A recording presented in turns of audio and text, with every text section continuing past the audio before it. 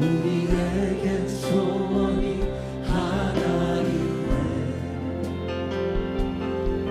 주님 다시 오실 그날까지 우리 가슴에 새긴 주의 십자가 사랑, 나의 교회를 사랑케 하네. 주의 교회를 향한 우리 마음, 희생과 포기와 가난과 고난, 하물며 죽음조차 우릴 막을 수 없네. 우리 교회를 이 땅에 희망,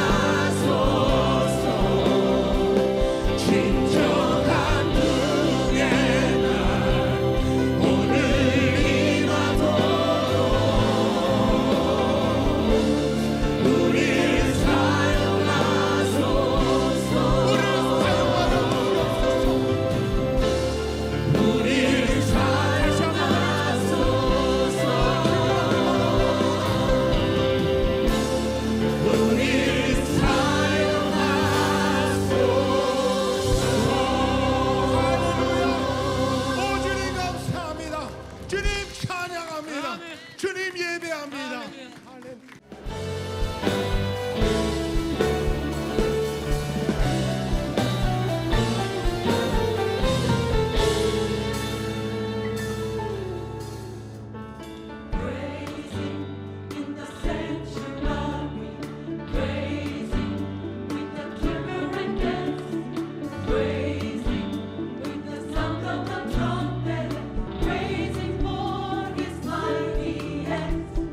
Praising for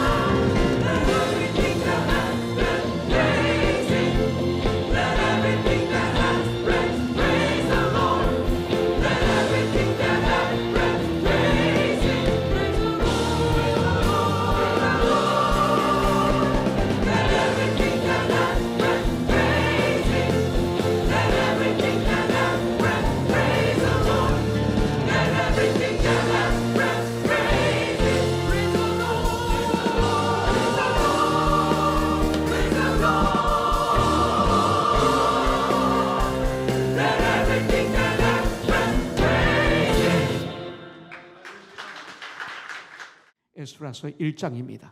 1장 1절부터 7절까지 우리 다 같이 일어나셔서 우리 한 목소리로 같이 봉독하는 시간 갖겠습니다. 1절부터 7절까지입니다.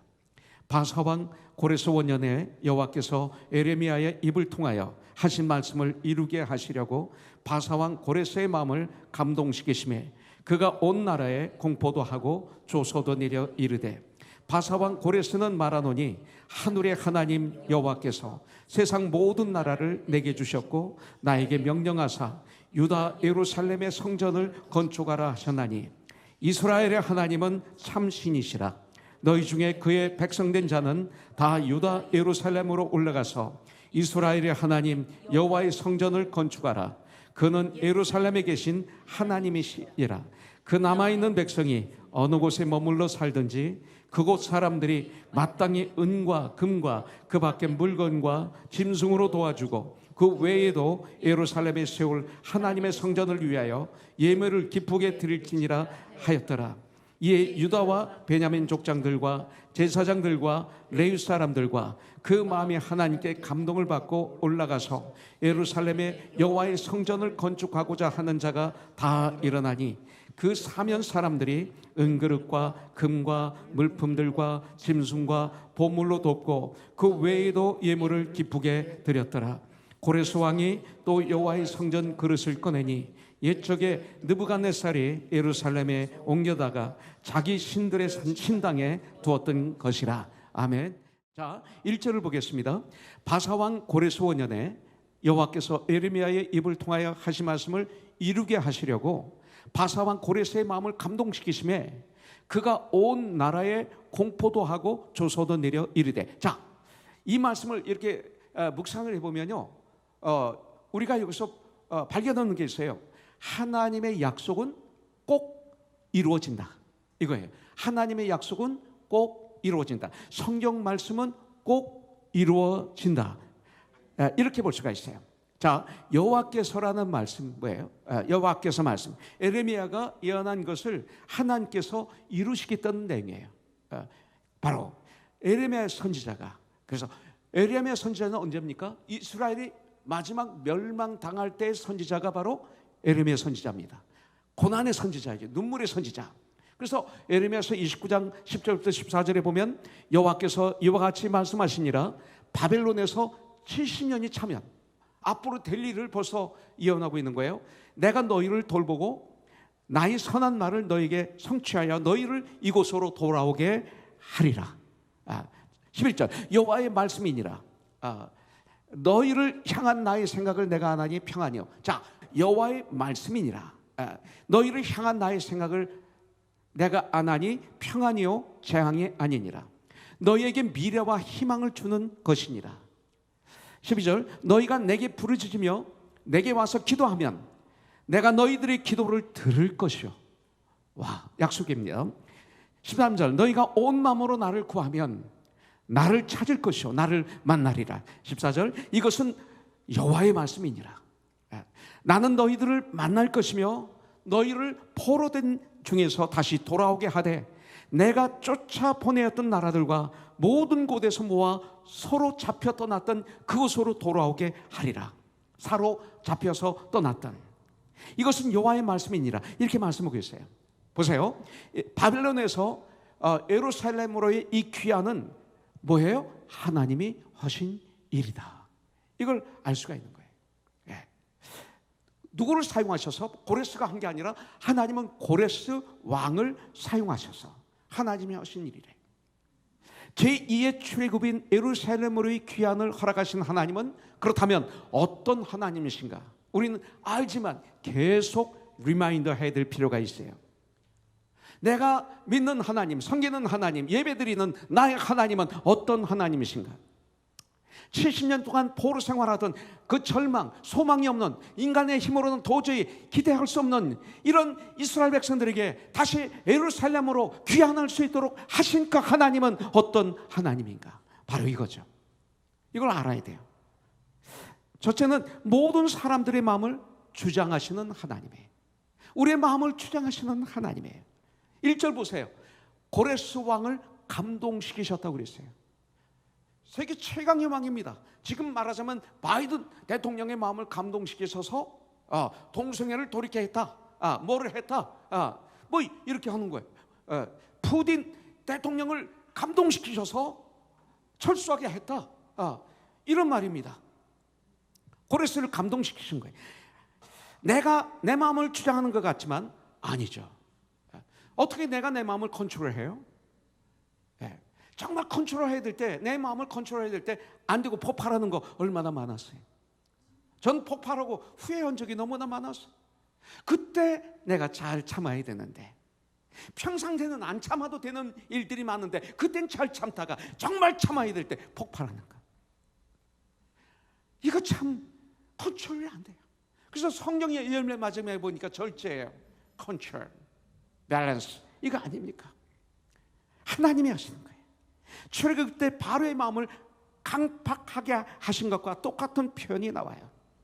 1장 2절에 보니까 나에게 명령하사 유다 예루살렘 성전 건축하라 하셨나니, 이렇게 말씀하고 있어요.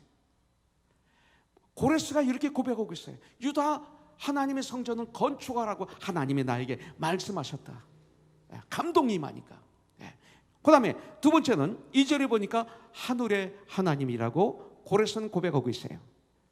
고레스의 이 고백은 뭡니까? 우주 만물을 통치하시는 하나님이신 것을 고백하고 있는 거예요.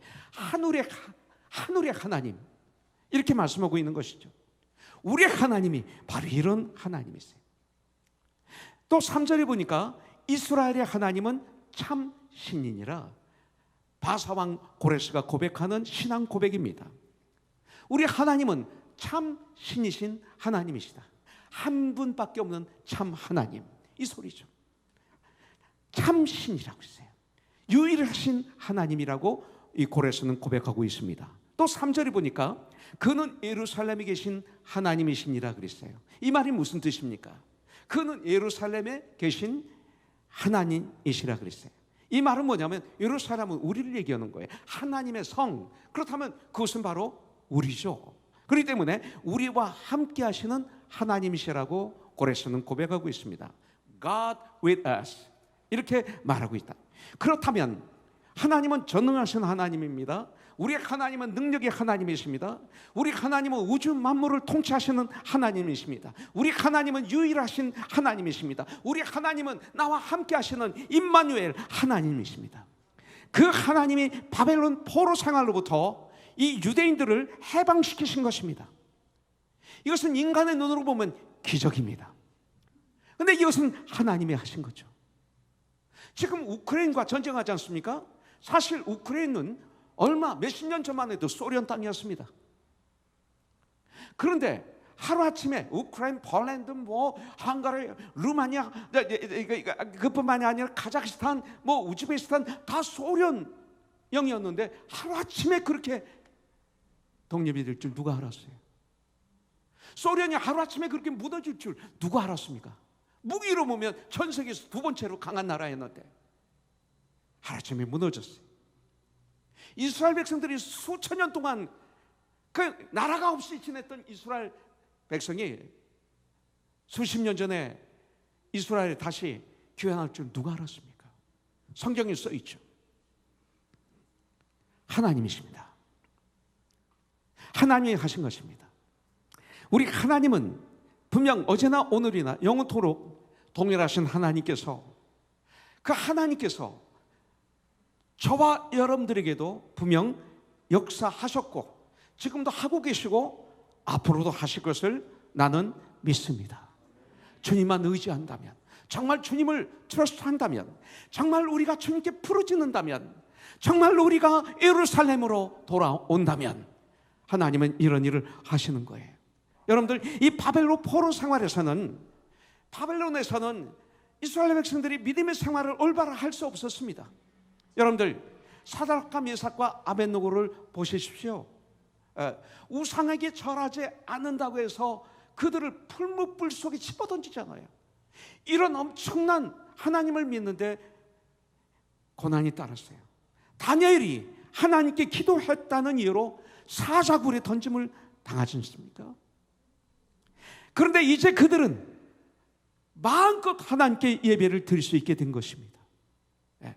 여러분들, 예수님이 이 세상에 오심으로 우리가 죄의 포로에서, 죄의 노예에서, 그래서 죽을 수밖에 없는 이 저주의 삶에서 예수님을 믿음으로, 예수님을 나의 구세주를 주인으로 모셔드림으로, 그리고 예수님이 나에게 은혜를 베푸시니까 내가 얼마나 더러운 죄인가를 깨달아 알게 돼서 통해 자복하고 예수님의 보혈의 피로 죄지짐을 받고 예수님의 사랑으로 깨끗이 취함을 받아서 용서함을 받고 이 죽음의 문제가 해결되고 하나님의 자녀가 되고 하나님의 상속자가 되고 영생을 얻게 되고 이 땅을 사는 동안 왜 사는지도 모르고 살다가 이제는 사는 목적을 정확하게 깨달아 알아 천국까지 우리가 손에 손을 잡고 힘차게 그 목적을 이루면서 걸어가는 하나님의 사람들로 택해 주신 주님, 용서받고 해방되고 하나님의 자녀가 됐어요.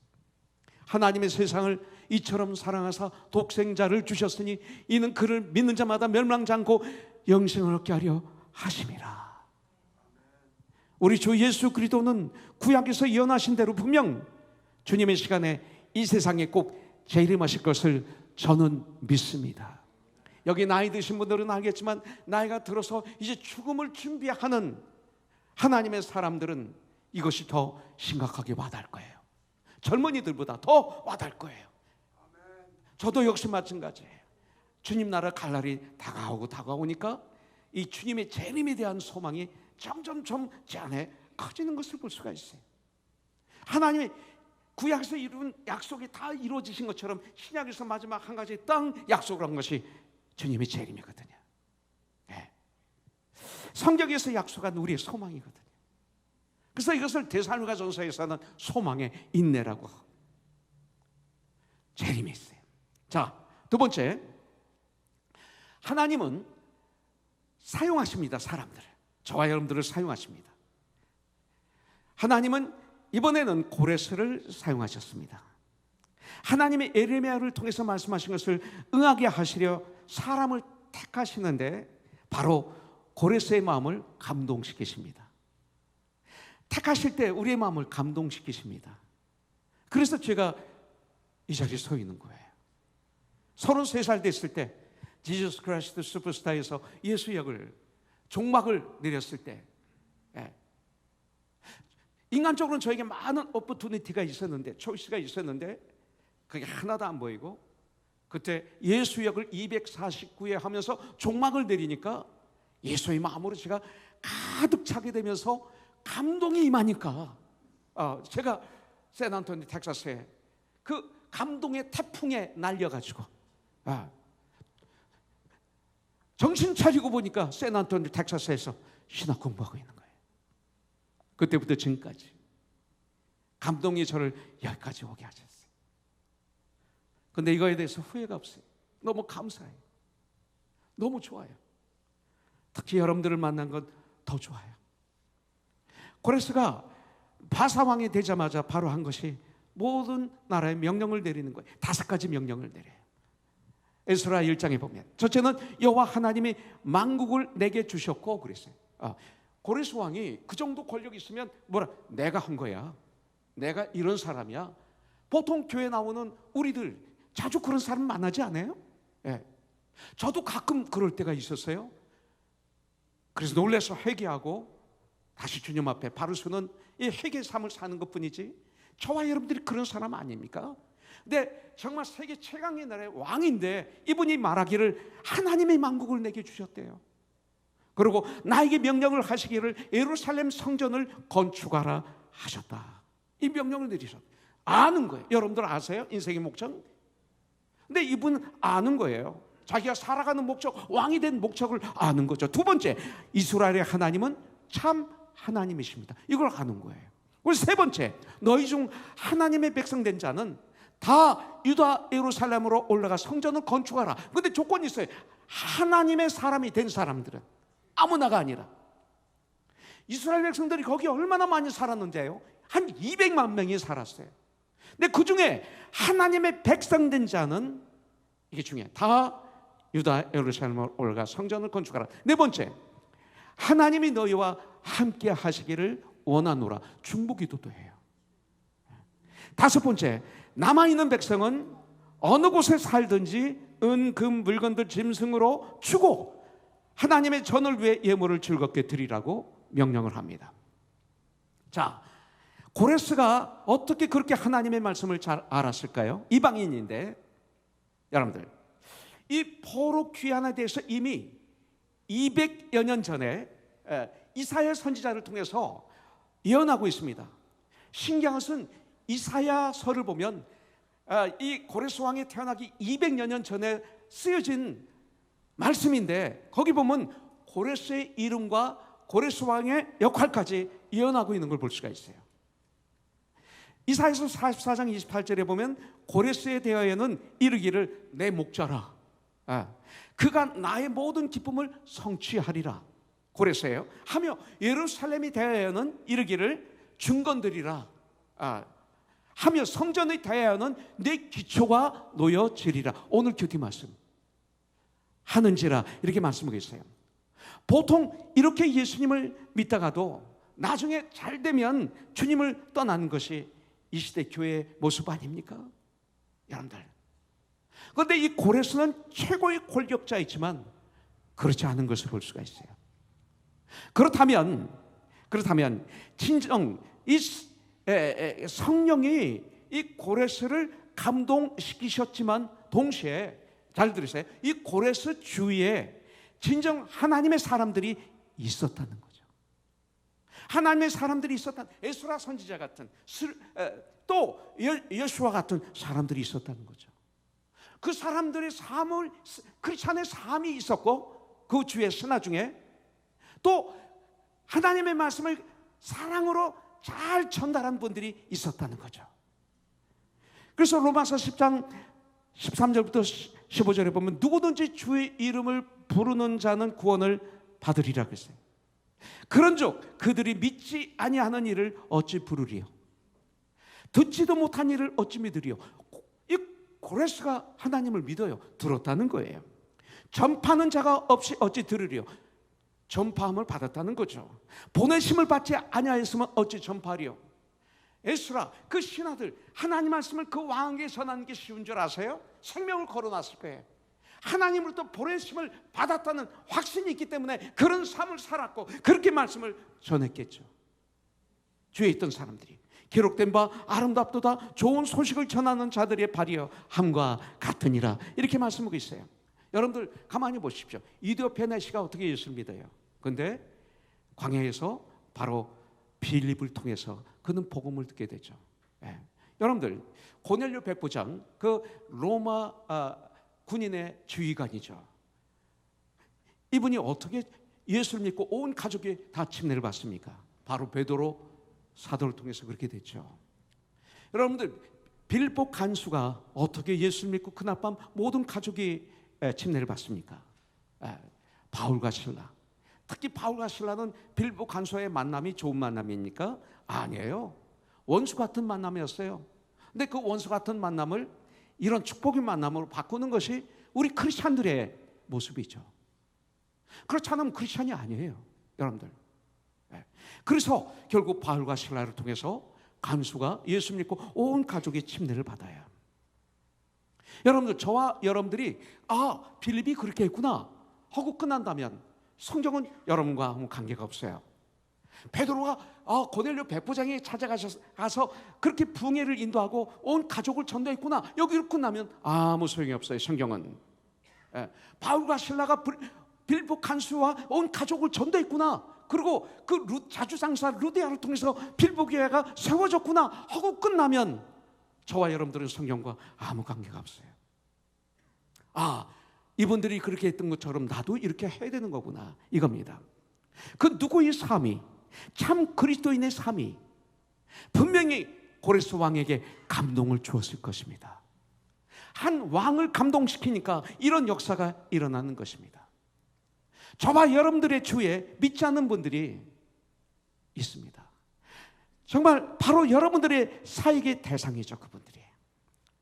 그 직원이, 여러분들의 회사의 그 직원이, 여러분들의 회사의 그 사장님이, 바로 그분이 그들에게 내가 그렇게 영향을 주는 그리스도인이 되어야 된다, 이것이 오늘 에스라 1장을 통해서 우리가 받아야 될 말씀입니다.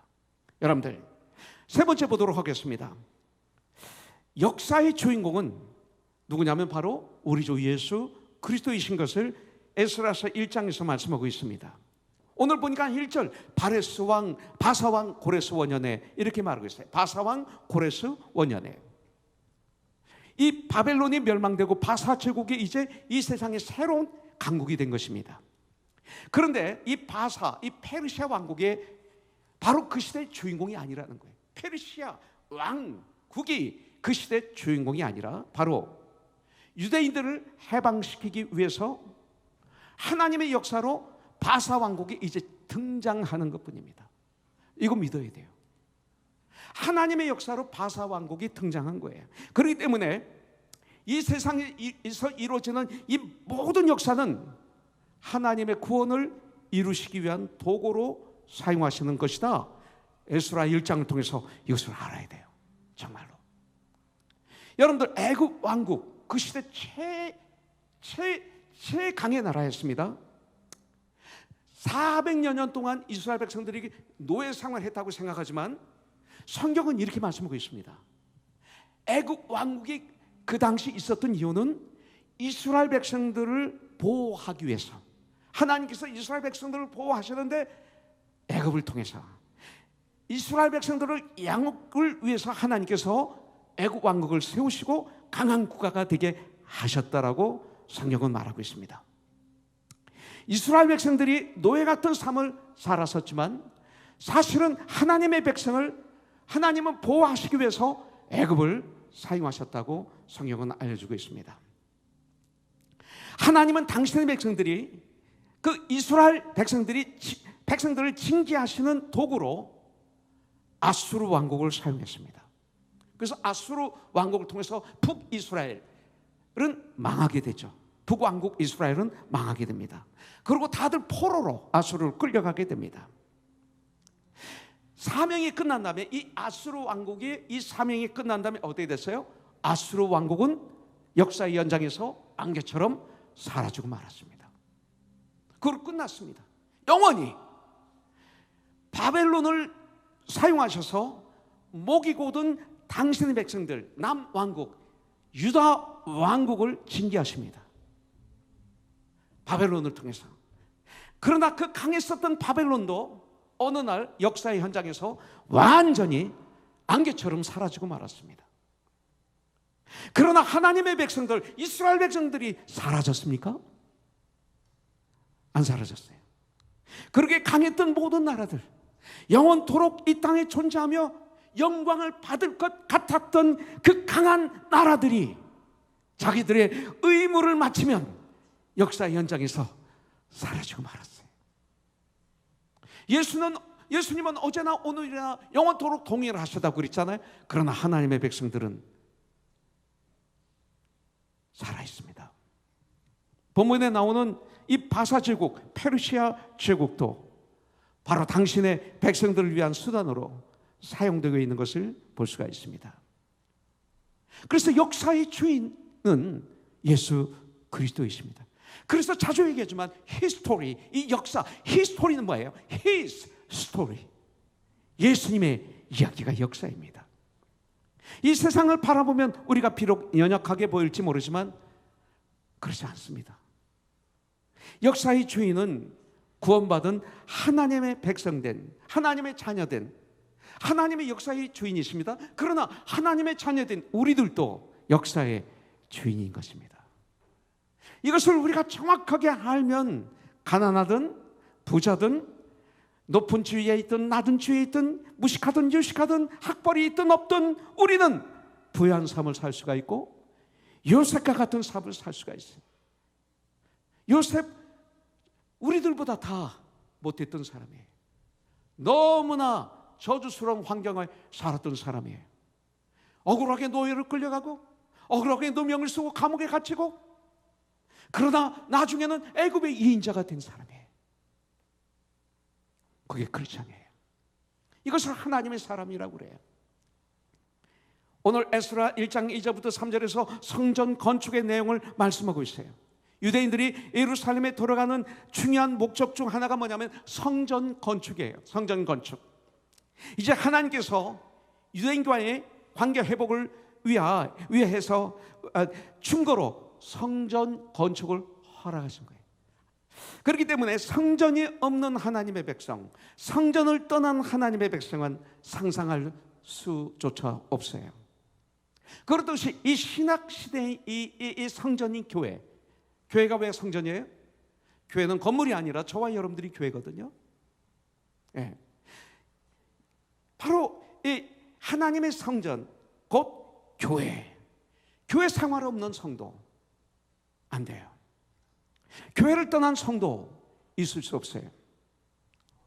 우리를 그리스도의 몸으로 말씀하고 있잖아요. 지체라고 하잖아요. 우리가 한 몸에 많은 지체를 가졌으나 이 모든 지체가 같은 직분을 가진 것이 아니니 이와 같이 우리 많은 사람이 그리스도 안에서 한 몸이 되어 서로 지체가 되었느니라. 이것을 교회라고 그래요. 교회를 떠난 성도는 있을 수가 없는 이유는 하나님과의 관계가 단절됐기 때문에 그래요. 이 몸을 이루는 우리가 연결되어 있다면, 상합되어 있다면 건강하지만 이게 분리되어 있다면 죽은 거죠. 그래서 요한서에 보면 보이는 형제도 사랑하지 못하는 내가 보이지 않는 영이신 하나님을 사랑한다고 하느냐, 너희는 거짓말장이라, 이게 말씀하고 계시는 거예요. 우리 관계가, 우리가 서로 사랑할 때 영이신 하나님을 사랑하는 것이 증거가 되기 때문에 하나님과의 관계, 우리와의 관계가 건강할 때 하나님과의 관계가 건강해지는 거예요. 교회가 이렇게 중요해요. 그래서 4절에 보면 그 남아있는 백성이 어느 곳에 머물러 살든지 그곳 사람들이 마땅히 은과 금과 그 밖의 물건과 짐승으로 도와주고 그 외에도 예루살렘에 세울 하나님의 성전을 위하여 예물을 기쁘게 드릴지니라 하였더라 했어요. 마치 출애굽할 때의 모습을 보는 것 같아요. 이방인들이 그곳을 떠나는 유대인들에게 빈손으로 보내지 말라, 고레스의 명령이에요. 그래서 성전 건축하는데 물질이 없어서 건축하지 못하는 일이 없도록 하라, 이 말씀이에요. 우리가 주님의 일을 하지 않으면 하나님은 돌들을 들어서 주님의 일을 하게 할 거예요. 너희들이 나를 찬양하지 않으면 이 돌들을 들어 나를 찬양하게 하리라 그랬어요. 우리가 바로 이 일에 시간과 정성과 물질을 바치지 않으면 하나님은 다른 데를 통해서 이 일을 하시겠다는 거예요. 성전을 건축하는 이 아름다운 일을 하겠다라고 성경은 우리에게 말씀하고 있어요. 자, 네 번째, 이제 성전은 건축하는데 누가 건축하느냐? 아무나 누구나 다 건축할 수 있는 것이 아니라 오직 성령 충만 받은 사람들, 하나님의 감동하심을 받은 사람들로 성전을 건축하게 하십니다. 이거예요.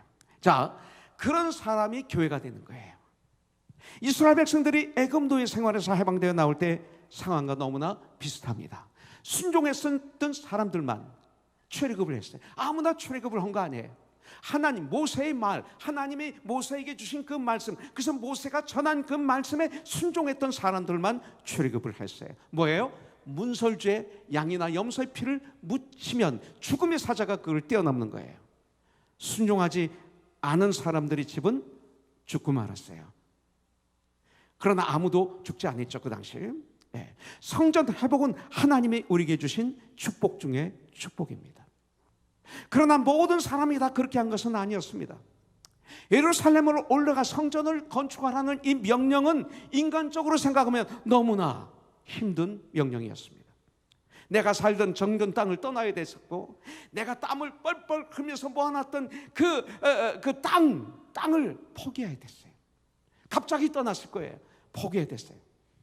그 좋았던 직장을 포기해야 되고, 내가 그렇게 땀을 뻘뻘 흘리면서 이루었던 성공했던 그 사업 등을 포기하는 희생이 있어야만이 예루살렘으로 올라갈 수 있었어요. 성전을 건축하는데, 우리가 진정한 하나님의 나라를 이루는데 이런 희생이 우리에게 필요해요. 이 시대 교회는 희생 없이 하나님의 교회를 지으려고 그래요. 그 말씀을 부담스럽게 받아들인 사람도 있었지만 그 말씀에 감동을 받은 사람들도 있었어요. 성전은 이 말씀의 감동함을 받은 사람들에 의해서 지어졌어요. 그래서 에스라 1장 5절부터 6절에 보니까 이에 유다와 베냐민 족장들과 제사장들과 레위 사람들과 그 마음이 하나님께 감동을 받고 올라가서 그 마음이 하나님께 감동을 받고 올라가서 예루살렘에 여호와의 성전을 건축하고자 하는 자가 다 일어나니 그 사면 사람들이 은그릇과 금과 물품과 짐승과 보물로 돕고 그 외에도 예물을 기쁘게 드렸더라 그랬어요. 하나님의 전을 건축하는 것이 너무 기쁘고 감사해서 마음의 감동을 받고 이렇게 일어나 올라가 자신을 하나님께 드렸던 그들과 같은 사람들, 저는 그 중에 하나가 되고 싶어요. 이게 얼마나 큰 축복인지 몰라요. 예배를 드릴 때 은혜의 감동의 눈물이 있어야 되죠.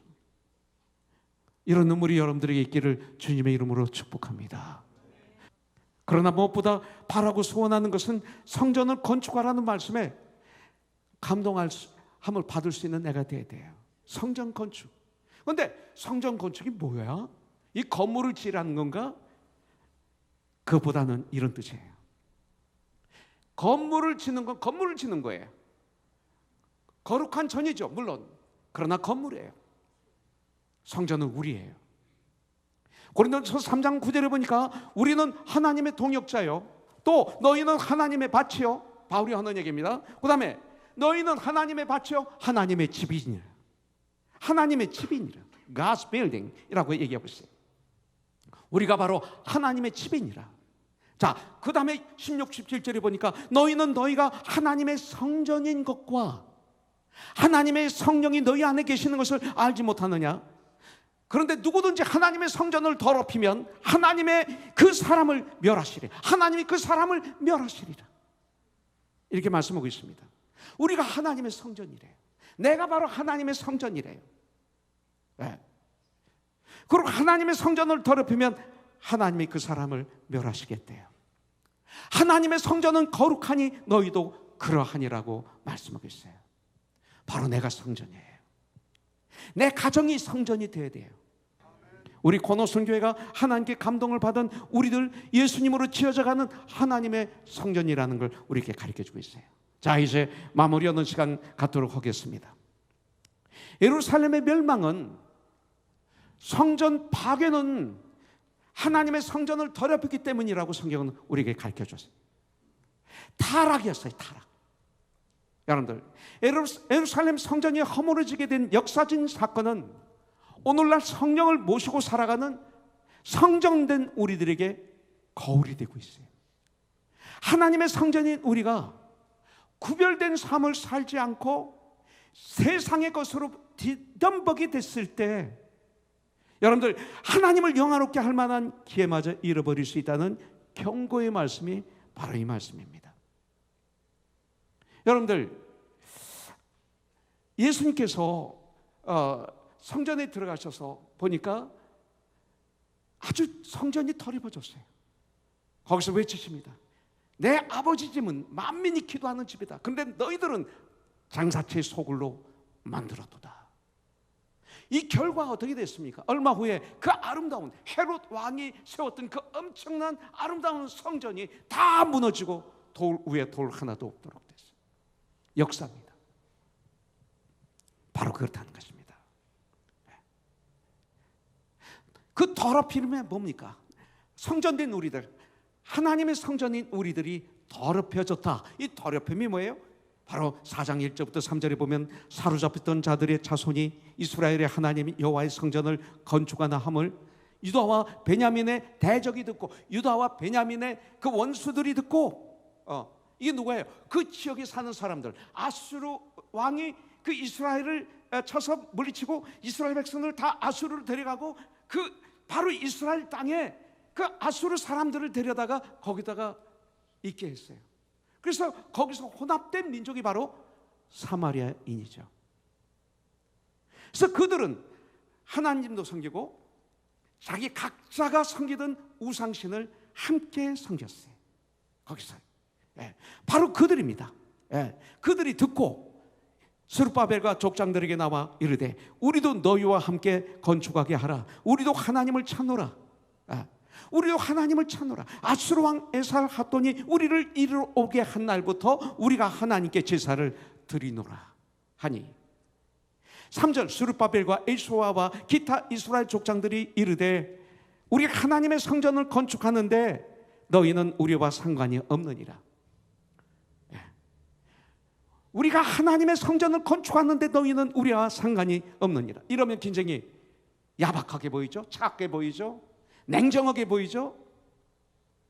교회에서 이렇게 얘기하면 은혜가 없다고 하겠죠? 사랑의 교회가 어디 그럴 수 있느냐고 얘기하겠죠? 근데 책망에는 이런 말씀이 있는 거예요. 거부할 건 이렇게 말아야 되는 거예요. 좋은 게 좋은 게 아니에요. 그거 아니죠. 바사왕 고레스가 우리에게 명령하신 대로 우리가 이스라엘의 하나님 여호와를 위하여 홀로 건축하리라 하셨더니 우리가 홀로 건축하리라. 하나님의 사람들만.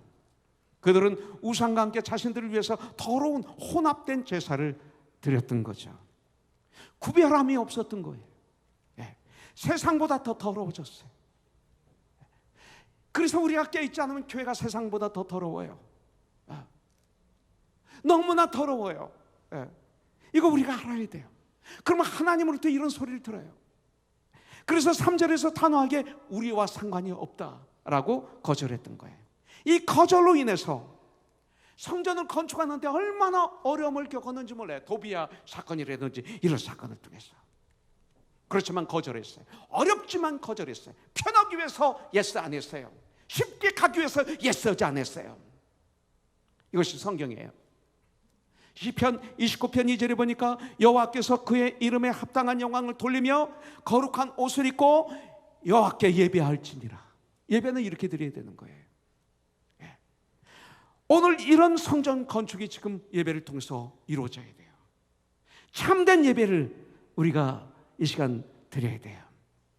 그동안 우리들은 하나님의 크신 은혜와 축복을 코너스톤이 너무나 많이 받았어요. 29년 동안 믿음의 성전을 우리는 건축하고 있어요. 계속 천국이라는 소망의 성전의 벽돌을 저와 여러분들이 하나씩 쌓아가고 있어요. 하나님 사랑과 이웃 사랑의 성전의 벽돌을 우리가 쌓아 올리고 있어요. 영혼 구원이라는 이 전도의 성전을 우리가 쌓아가고 있어요. 감동하심을 받은 일꾼들은 가십 남의 말을 하지 않습니다. 쓸데없이. 디모데전서 3장에 있는 말씀 그대로 동역을 파괴하는 무기는 가십입니다. 자랑입니다. 불평불만입니다. 여러분들 절대로 불평불만하지 마세요 하면 쓸데없이 이게 복음이 아니고 진리가 아니라면 불평불만은 진리하고 같이 갈 수가 없죠. 그럼 내 마음이 썩어요. 내 마음이 병들어요. 왜 그러세요? 바이타민이 아니라 영적인 바이타민이 아니라 독약을 먹는 거예요. 아무 쓸데가 없어요. 열매가 없어요. 그런 거는 주위에 열매가 없잖아요. 그런 거 하지 마세요. 오히려 주 안에서 감사하세요. 기뻐하세요. 무시로 기도하세요. 말씀으로 나를 얻었다면서 성장하십시오. 이게 성전을 지어가는 방법입니다. 성령의 감동하심을 받아 그리스도의 몸으로 지어져가는 코너스톤. 할렐루야. 감동하심을 받아 예루살렘으로 올라간 유대인들은 약 5만 명이었습니다. 노예들까지 합치면. 그런데 그 땅에 사는 유대인들이 200만 명이었어요. 200만 명 중에 여러분들 5만 명만 올라갔어요. 남아있는 사람들 감동하심이 부담이 된 사람들이었어요. 세상을 꼭 잡았는데 이걸 놓을 수가 없었던 사람이었어요. 로세 부인처럼. 그런데 그 결과를 보시기 바라겠습니다. 이 5만 명의 이름은 성경에 저는 에스라 2장을 생명록이라고 생각합니다. 생명책. 그 생명록에 5만 명의 이름은 기록이 됐습니다. 그러나 나머지 195만 명은 안개처럼 사라지고 말았습니다. 성령의 감동을 받아 우리는 가정을 세우고 내 삶의 현장에서 빛과 소금의 직분을 감당하고 교회에서 하나님의 교회를 세우는 저와 여러분들이 되길 바랍니다. 그러기 위해서 우리는 예루살렘으로 올라가야 됩니다. 그래서 하나님의 성전을 함께 건축해 가는 과정을 가져야 돼요. 오늘 여러분들 큐티 하셨죠? 그런데 거기 보면 이런 말씀이 있어요. 10절부터 건축자가 여호와의 성전의 기초를 놓을 때 제사장들은 예복을 입고 나팔을 들고 성전이 기초를 놓는 거예요. 성전을 지어서 완공하지 않았어요. 이제 기초를 놓는데 아삽 자손 레위 사람들은 제금을 들고 서서 이스라엘 왕 다윗의 규례대로 여호와를 찬송하되 찬양으로 화답하며 여호와께 감사하여 이르되 주는 지극히 선하심으로 그의 인자하심이 그의 사랑이 이스라엘에게 영원하시도다 하니 모든 백성이 여호와의 성전 기초가 놓임을 보고 이제 기초를 놓은 걸 보고 여호와를 찬송하며 큰 소리를 즐거이 부르며 제사장들과 레위 사람들과 나이 많은 족장들은 첫 성전을 봤으므로 이제 이 성전의 기초가 놓임을 보고 대성통곡하였으나 그 아름다운 성전을 봤던 사람들이에요. 그 성전이 무너진 걸 봤던 사람들일지 몰라요. 아니, 성전을 봤던 사람들이에요. 근데 다시 기초를 세우는 걸 보고 감동이 와가지고 엉엉 우는 거예요. 그리고 자기들 죄 때문에 이렇게 된 거에 대해서 통해 자복하는 이 눈물. 여러 사람은 기쁨을 크게 함성을 지르니 백성이 크게 외치는 소리가 멀리 들리므로 즐거이 부르는 소리와 통곡하는 소리를 백성들이 분간하지 못하였더라. 이렇게 말씀. 기도하겠습니다.